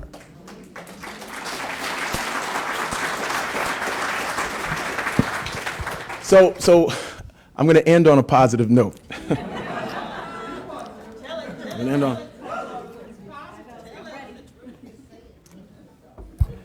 Even as we are facing all these hurdles, even as we are facing all these challenges, there is hope. And it's not a hope about, it's not a rhetorical foray in trying to get elected. It's not saying, look, vote for me after I say these things. But we've always had a radical and a reckless hope. Fannie Lou Hamer had that hope. Kicked off her plantation, dies of diabetes-related complications at the age of 60 in 1977, premature death. Spends 15 years as a grassroots activist and organizer trying to bring health care, start cooperatives in Mississippi, and help some of the poorest people on planet Earth. Black people, women and children who, in many cases, you go down to the Delta in 1964, who didn't have birth certificates and would never have death certificates. Okay, that's real. And so some of us who are from the South, we know that. And we've traveled down South, we know that. She spent her entire life hoping against hope that she could transform the living and the economic conditions for poor black people in the Mississippi Delta. She died trying to transform their lives, right? So there is hope, and the hope is in not the triumph, but the struggle. The hope is in not the triumph, but the struggle to transform the way we live now, but also the struggle to speak truth to power. All the young people in here, and I love the story about standing up and telling the president of Smith College that we are not guests. We have to be able to righteously speak truth to power. This is what Fannie Lou Hamer did. This is what Ella Baker did. This is what people like Angela Davis, Marcus Garvey, Malcolm X have done. And we still have young people today who are doing it. We've got the Dream Defenders in Chicago. We've got local black activists right here in Boston. We've got the Urban League in Boston, the NAACP in Boston. So what we have to do is find hope in this continuous struggle, but we've got to tell the truth. We've got to tell the truth about the dire consequences that we face if we do not struggle and transform the way in which we live now. And this subject of black equality is very, very key. Not just racial equality, not just diversity and multiculturalism for the people here in corporate America. I'm saying black equality. Black equality is the common denominator, right? The biggest common denominator to transforming this country and achieving racial and economic justice is black equality, because black folks historically have been at the bottom of the economic and political rung in the United States of America, right? That's why we are the biggest measure of progress in this country. Not because we're better than other people, not because we're wiser than other people, because we have been brutally mistreated and oppressed historically, right? That's why. Thank you very much. So I'm not gonna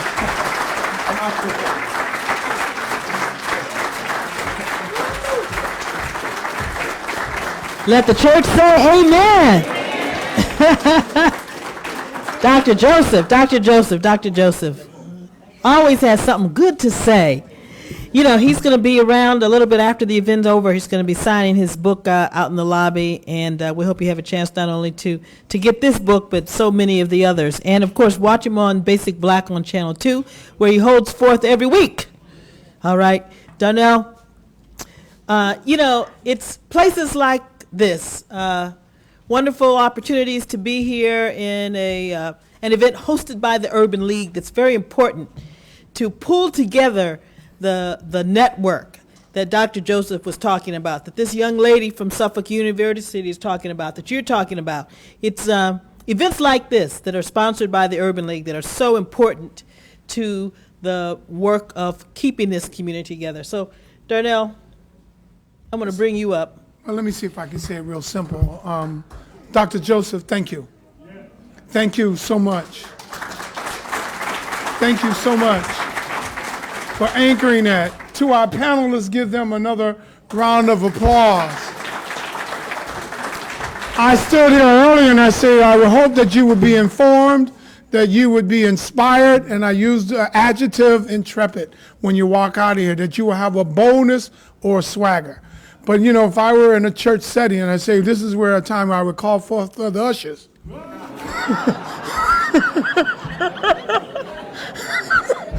And so because of my diaconate training, I have no problems asking if that you can find a way to support us. We ask that you do.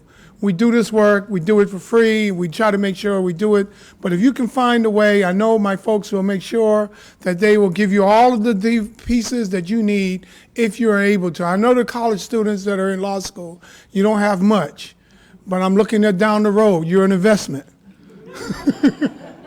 But for those of you who have assets in investment, you can also think about what you can do to support us. So let me stop there, because I have a very, very humbling task to do. And I believe we have a video that we want to show you first before you hear from me again. Take a look at the screen.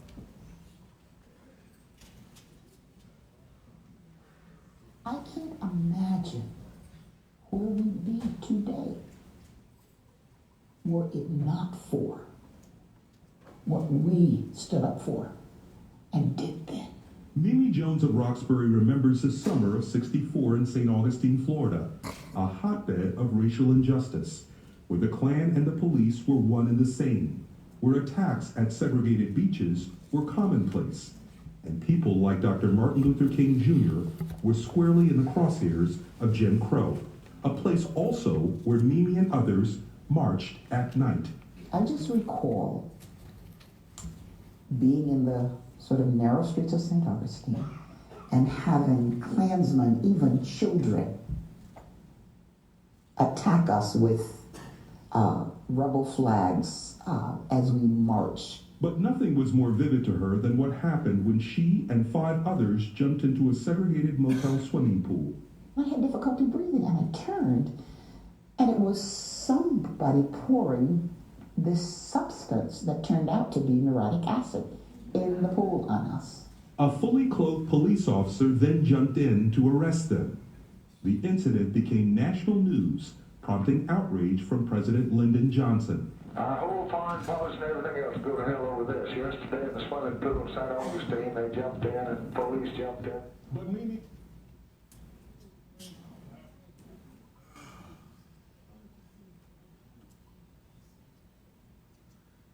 what that was, actual footage. And we want to thank the WGBH television for sharing that video clip with us. And we are really, I'm getting a little teary-eyed here in a moment because of the fact is that we have somebody that was one of those people in that pool. Longtime Roxbury resident, community activist. When you talk to Mimi Jones, you're going to talk to somebody who's a real foot soldier in the civil rights movement. You saw there was a before and after picture when she was young. She had a little crop. And she's got a little gray now, but she's still classy and fine as she was when she was young. You agree, John? Yes. John is her husband. A teenager during the height of the movement in the 60s, she pursued and engaged direct action, just like a Fannie Lou Hamer, confronting and challenging racism and segregation and discrimination with an extraordinary valor and unwavering commitment. And she's been involved ever since. When you get to know her, she was involved in SNCC, and some of you young people may not know that the Southern Christian Leadership Conference was formed by Dr. King and Reverend Abernathy and those guys because they were going after the NAACP, and so they could not operate within that state. And so that's why SLC was formed. They also formed the NAACP Legal Defense Fund so they can keep up the work, so they couldn't come after them legally for the NAACP, but the NAACP Legal Defense Fund was initiated. All during this time, we were being creative and innovative. So between SNCC and LCLC, the NAACP, the Urban League, but these soldiers, these foot soldiers on the ground, they're youth, they were involved. They were young people. They were involved, jailed, dealing with extreme charges of trespassing. Even one of the ones, Pinnell, I bring out, they arrested the bus driver for driving a bus that was too yellow. Look it up. Too yellow, he got arrested after he registered to vote. So there's a lot that we have that's standing on.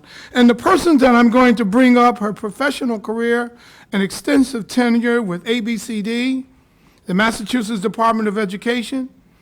She's also been involved in school business partnerships and restructuring. Basically, at the end of the day, let me just turn the page and tell you what the real deal is.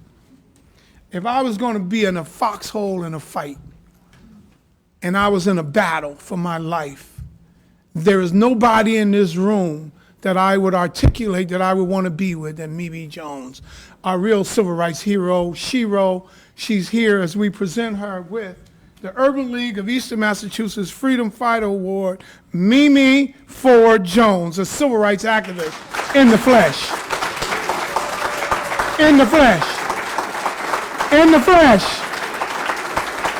Living in downtown Dudley in Roxbury.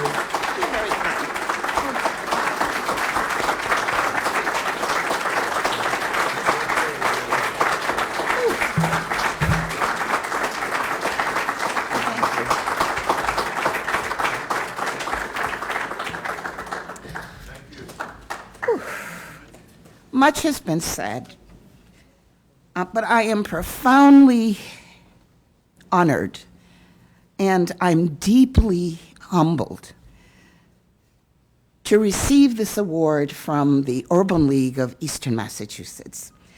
I especially want to thank Darnell and Nahimi Akanji for your thoughtful consideration and acknowledgement.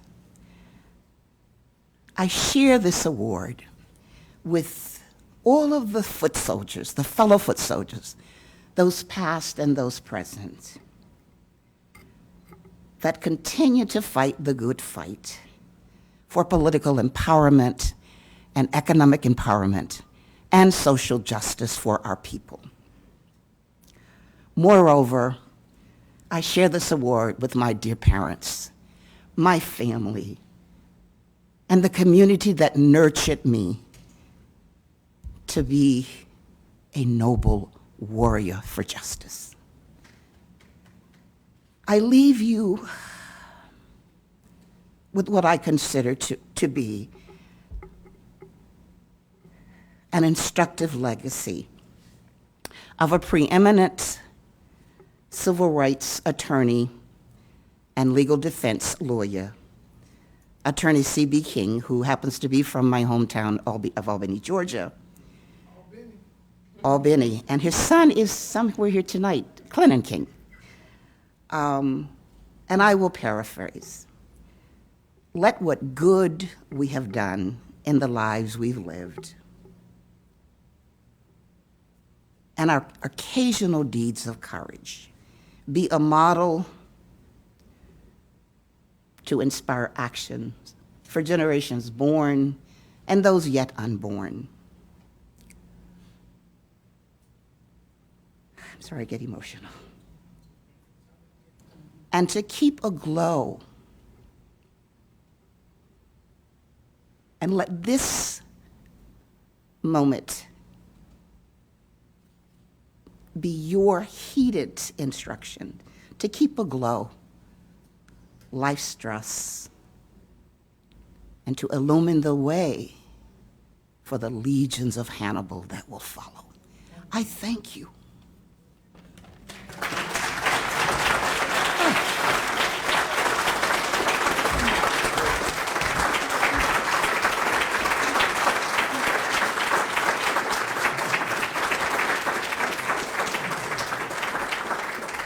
Y'all can do better than that.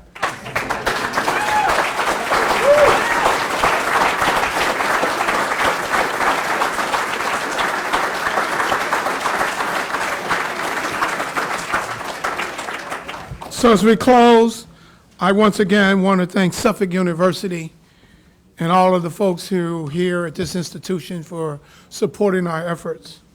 I want to thank our keynote speaker and all of our panelists.